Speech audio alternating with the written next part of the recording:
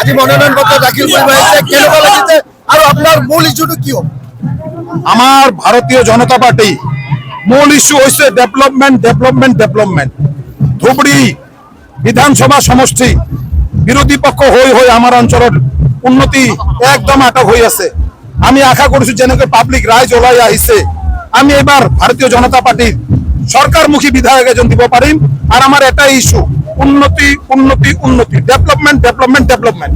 দেখা গৈছে ধুবুৰীত কংগ্ৰেছ আৰু ইউডিএফৰ দুটাকে হেভিৱেইট প্ৰাৰ্থী আছে আৰু যিহেতু ইউডিএফৰ প্ৰাৰ্থী দুবাৰকে বিধায়ক আছিল, এই ক্ষেত্ৰত আপুনি ইউডিএফ আৰু কংগ্ৰেছৰ কাৰণে ফেক্টৰ বুলি ভাবে নেকি এই দুটা কেণ্ডিডেট? মই কালিলৈকে ভাবিছিলো যে ইউডিএফ বোধহয় ফেক্টৰ হ'ব, কিন্তু আজি যেটো ৰাইজৰ আমি সমৰ্থন পাইছো, গাঁৱে ভূঞে মানুহ নিজাকৈ আহিছে ওলাই যে নহয় আমি এতিয়া সরকারমুখী ভোট দিম।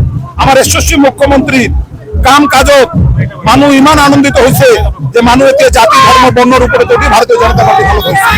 ধন্যবাদ।